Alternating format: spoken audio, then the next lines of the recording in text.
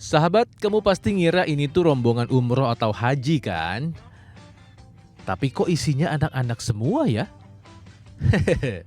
Bukan sahabat, bukan rombongan yang mau ibadah ke tanah suci kok. Tapi ini tuh rombongan study tour salah satu sekolah swasta di kota Salatiga, Jawa Tengah yang menggunakan pesawat terbang. Wih, ngeri. Jadi total ada 2 rombongan murid kelas 5 yang berangkat. Yang pertama tujuannya ke Jakarta diikuti 184 murid. Nah, yang kedua diikuti 35 murid dengan tujuan Singapura dan Malaysia.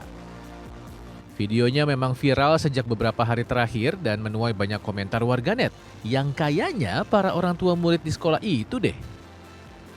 Ya, semua ini merupakan program sekolah yang telah disosialisasikan sejak awal masuk kelas 1, sehingga para murid dan orang tua punya banyak kesempatan untuk menabung. Tujuan utama study tour ke luar negeri adalah untuk mengajarkan para murid tetap taat di tempat umum, beribadah dalam perjalanan jauh, serta memberikan wawasan luas sesuai zamannya. Semua program yang akan dilakukan di sekolah kami sudah disosialisasikan, sehingga orang tua sejak awal sudah mengetahui bahwa nanti akan ada kegiatan ke Jakarta maupun yang ke Singapura dan Malaysia.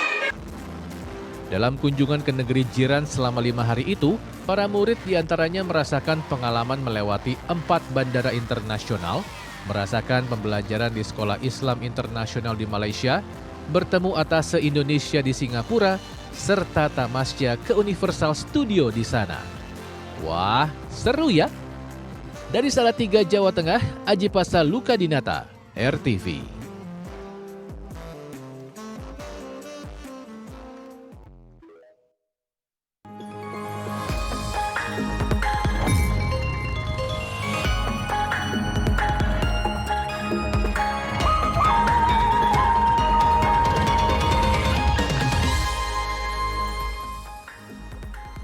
Waduh, luar biasa banget ya, anak SD tapi udah keluar negeri bareng-bareng sama sekolah. Nah, kalau Tasya dulu pengalamannya waktu sekolah ini study tour yang kemana? Saya jauh banget ke Taman Mini. Wah, jauh banget ya. Berarti sama-sama keliling Indonesia dong itu. Sama lah ya, Dari Sabang sampai Taufan. Merauke ya. Taufan juga ya berarti ya? Tentunya dong ke Jakarta ya, karena dari Palembang kan. Aduh, nah itu hanya salah satu informasi tadi ya yang sudah kita rangkumkan tentunya untuk kamu pemirsa Setia TV. Langsung saja kalau gitu kita saksikan ini dia Lensa Indonesia Pagi bersama saya Tasya Syarif. Dan saya Ahmad Topan.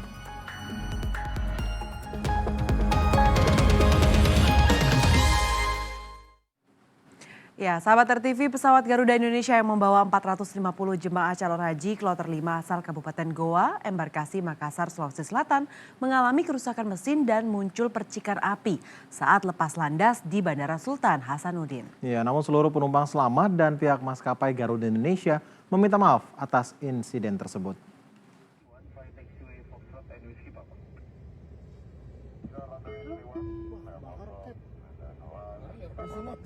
Pesawat Garuda dengan nomor penerbangan GA1105 ini tengah melakukan lepas landas dari Bandara Sultan Hasanuddin Makassar, Sulawesi Selatan, Rabu sore.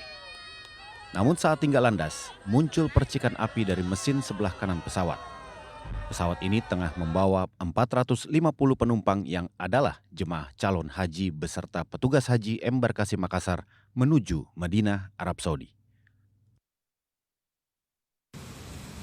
Karena mengalami gangguan mesin, pesawat Garuda itu pun terpaksa kembali ke Bandara Sultan Hasanuddin dan melakukan pendaratan atau return to base. Pendaratan berjalan mulus dan seluruh penumpang pesawat dipastikan selamat. Namun, mesin kanan pesawat mengalami kerusakan cukup berat. Pemberangkatan jemaah haji pun terpaksa ditunda dan seluruh jemaah haji kloter 5 asal Kabupaten Goa harus kembali ke asrama haji Sudiang untuk menunggu rencana pemberangkatan berikutnya. Salah seorang jemaah mengaku terkejut merasakan getaran saat pesawat baru tinggal landas. Kan saya pas di depan dinding dekat WC, itu gemetar itu. Gemetar saya bilang ya, mungkin ada kelainan ini. Iya. Ya begitu nih. Apa yang kelainan? Mungkin kayaknya mesinnya kayaknya Pak.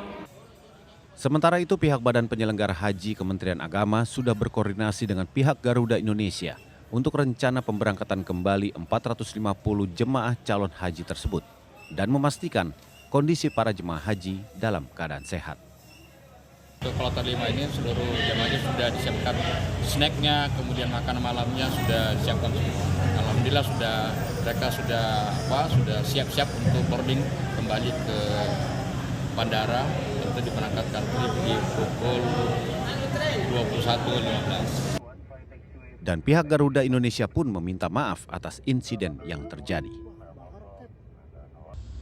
Kami menyampaikan permohonan maaf atas ketidaknyamanan yang terjadi kepada seluruh jamaah haji pada penerbangan tersebut dan juga Kementerian Agama Republik Indonesia sebagai penyelenggara haji. Garuda Indonesia tengah melakukan koordinasi intensif dengan pihak-pihak terkait guna memastikan penanganan jamaah untuk dapat kembali melanjutkan perjalanan dalam waktu sesingkat-singkatnya. Dan setelah koordinasi intensif dilakukan, ke-450 jemaah calon haji embarkasi Makassar akhirnya melanjutkan perjalanan ke Madinah, Arab Saudi dengan pesawat pengganti pada Rabu malam pukul 22 waktu setempat. Pihak Garuda akan menyelidiki penyebab terbakarnya mesin pesawat Garuda GA1105. Dari Makassar, Sulawesi Selatan dan Tangerang, Banten, Samsul Altimen, Andrianto, RTV. Selanjutnya sahabat, ini sebuah rumah 3 lantai di Medan, Sumatera Utara tiba-tiba meledak akibat tabung gas bocor. Selain bangunan dan sejumlah kendaraan rusak, 2 penghuni rumah terluka.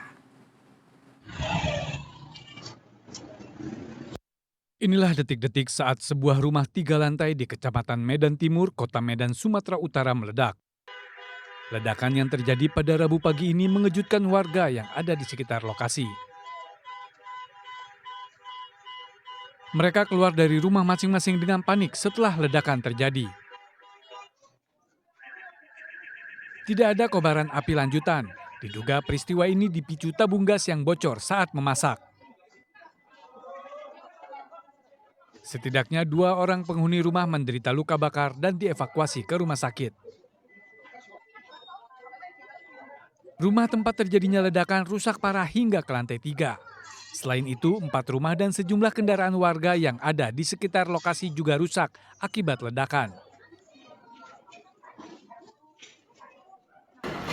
Imbas dari ledakan tersebut kena 5 rumah, terkena imbasnya 5 rumah, ada keretakan di 5 rumah tersebut.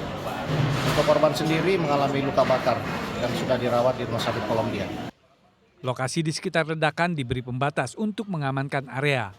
Tim Gegana dan Inafis Polrestabes Medan dikerahkan untuk menangani kasus ini. Dari Medan, Sumatera Utara, Wahyu Maulana, RTV. Kita ke informasi selanjutnya sahabat, 10 jam diperiksa penyidik, artis Sandra Dewi memilih bungkam saat keluar dari gedung Kejaksaan Agung pada Rabu malam. Ya, istri tersangka korupsi komoditi timah Harvey Muiz itu kembali diperiksa terkait beberapa fakta baru yang ditelusuri penyidik. Sandra Dewi dijadwalkan diperiksa pukul 9 Rabu pagi, namun ternyata datang 1 jam lebih awal tanpa sepengetahuan awak media dan langsung menuju ruang pemeriksaan. Tampak dalam rekaman CCTV di ruang penyidik, Sandra Dewi yang mengenakan pakaian serba hitam tengah dimintai keterangan.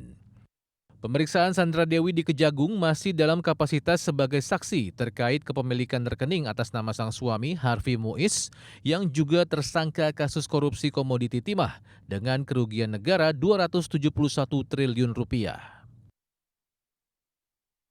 Malam harinya sekitar pukul 6:30 Sandra Dewi akhirnya keluar dari gedung Kartika Adiaksa usai menjalani pemeriksaan keduanya selama 10,5 jam. Berbeda dengan awal April lalu usai pemeriksaan pertama yang tampak sumringah, kali ini Sandra Dewi memilih bungkam saat diberondong pertanyaan oleh awak media yang menanti sejak pagi. Namun, Direktur Penyidikan Jaksa Agung Muda Bidang Tindak Pidana Khusus Kejaksaan Agung RI Kuntadi membocorkan sedikit isi pemeriksaan terhadap Sandra Dewi. Salah satunya, waktu pembuatan perjanjian pranikahnya dengan sang suami terkait pemisahan harta. Apakah dilakukan sebelum pernikahan atau memang sengaja dibuat saat peristiwa pidana terjadi? Penelusuran tersebut juga meliputi, sebagaimana kita ketahui ada rumor tentang pesawat yang dimiliki oleh tersangka HM. Itu sampai saat ini masih kita telusuri dan masih kita uji kebenarannya. Termasuk juga kita mendalami tentang sejauh mana perjanjian pranikah saudara SD ini, apakah benar dan apakah itu perjanjian yang dilakukan sebelum pernikahan itu terjadi atau memang dalam rangka untuk terkait dengan peristiwa pidana ini. Sejumlah fakta lainnya yang juga menjadi sorotan penyidik adalah penelusuran penghasilan Sandra Dewi sebagai artis terkait kewajaran dengan aset yang dimiliki. Kemudian pemblokiran puluhan rekening bank dirinya bersama suami serta penyitaan ratusan aset. Dari Jakarta, Ajiat Moko, RTV.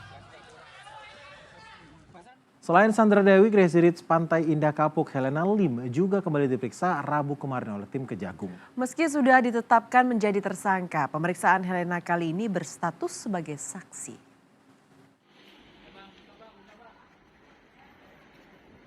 Mengenakan rompi tahanan merah muda, Helena Lim tiba di Gedung Kartika Adiaksa Kejaksaan Agung pada pukul 11 Rabu siang dalam pengawalan ketat petugas.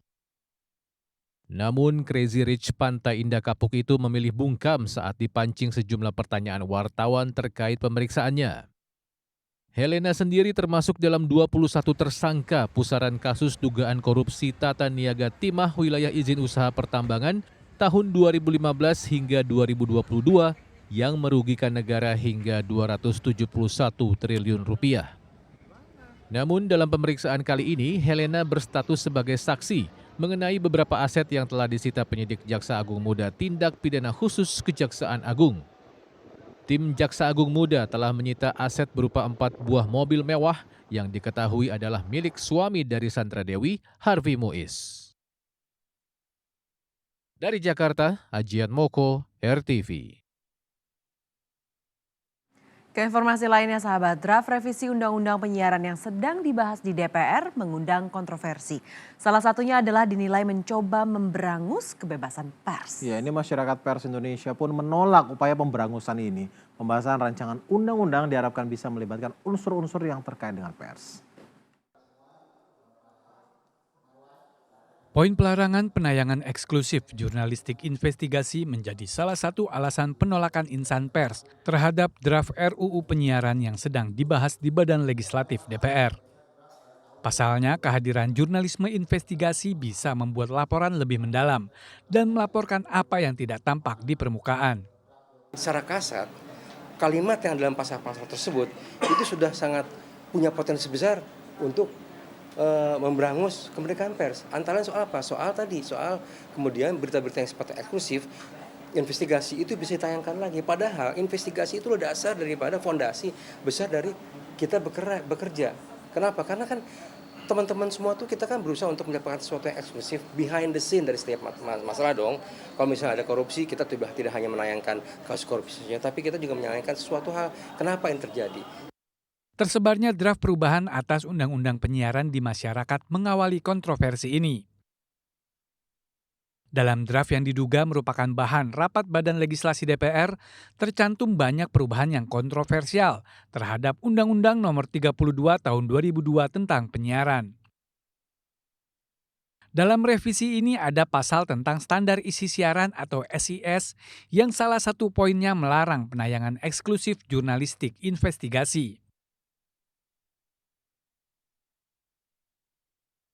Tak hanya itu, dari rancangan Undang-Undang Penyiaran ini juga terlihat adanya ancaman pencabutan atau pemberedelan media jika melanggar SIS.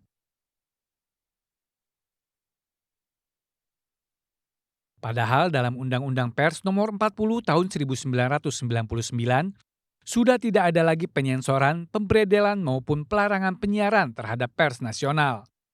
Kronologi dari pers itu kan magistraturnya kan influence, mempengaruhi. Jadi dia ada di ranah etik. gitu. Jadi tidak ada main kalau keliru itu lalu dibredel, itu nggak ada. Itu dulu zaman Orde Baru. Nah sekarang ini Orde Reformasi meletakkan kebutuhan akan informasi itu adalah hak azazi warga masyarakat untuk dipenuhi dan itu diwakili kepentingannya oleh pers. Pembahasan RUU penyiaran oleh DPR diharapkan dapat melibatkan Dewan Pers, Kominfo, serta berbagai unsur media dan masyarakat agar bisa menghasilkan undang-undang yang lebih konstruktif untuk kemajuan pers Indonesia. Dari Jakarta, Arista Demelia, Indah Revina, RTV. Kita beralih ke informasi lainnya, sahabat RTV. Buat kamu yang suka K-pop, K-drama, K-movie, nggak outdoor rasanya kalau nggak kenal dengan budaya Korea Selatan. Betul banget ini Topan. Jangan tanggung-tanggung kalau suka dengan Korea. Nah, di Taman Ismail Marzuki, kamu berkesempatan untuk nonton opera kreatif Korea yang menyuguhkan budaya Korea Selatan.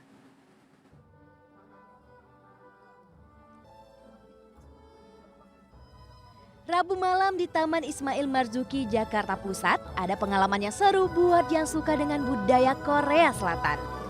Ada pentas opera kreatif tradisional Korea yang judulnya Wedding Day. Wah, ini jadi pengalaman pertama yang asyik karena saya bisa melihat langsung penampilan opera tradisional yang diperankan aktor dan aktris teater asli dari Korea. Singkat cerita, opera tradisional Wedding Day ini mengisahkan tentang percintaan antara Gabuni Putri Meng Jinsa, seorang yang serakah dan hanya mementingkan kekuasaan, Ipuni yang adalah pelayan Gabuni dengan Mion, seorang putra bangsawan. Gabuni ingin dijodohkan dengan Mion, tapi lantaran ada gosip Mion memiliki wajah buruk rupa, Gabuni pun meminta Ipuni untuk menggantikan dirinya. Alhasil hubungan asmara terjalin antara Mion dan Ipuni deh.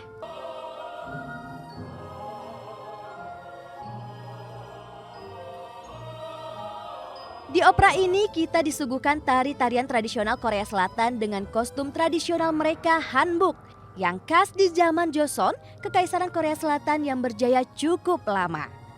Selain itu, opera ini diiringi musik orkestra modern sehingga bernuansa lintas zaman dan budaya.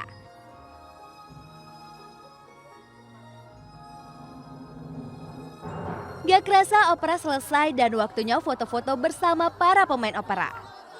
Semua yang hadir puas loh setelah nonton operanya dan menginspirasi orang untuk mendalami opera dan musik orkestra.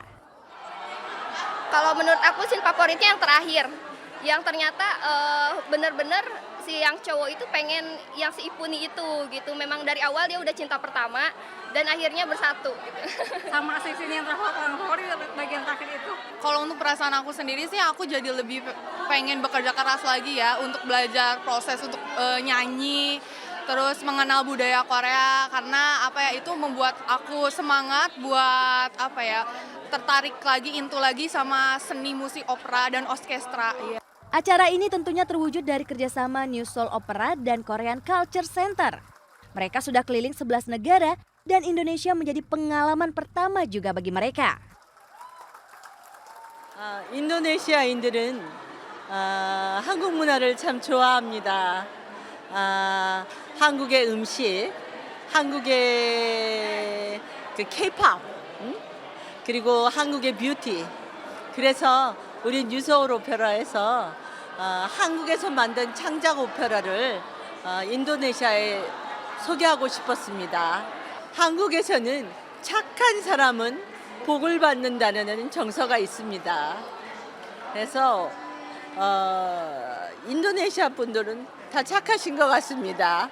그래서 인도네시아 분들은 또 오늘 이 작품을 보신 분들은 다 복을 받으실 겁니다. 그리고 또 이 오페라를 통해서 오페라는 종합예술이잖아요. Nah, buat kamu yang ingin melihat opera ini masih ada kesempatan sampai hari ini di Taman Ismail Marzuki. Jangan sampai kelewatan ya. Dari Jakarta, Iyas Aprilia, Budi Utomo, RTV.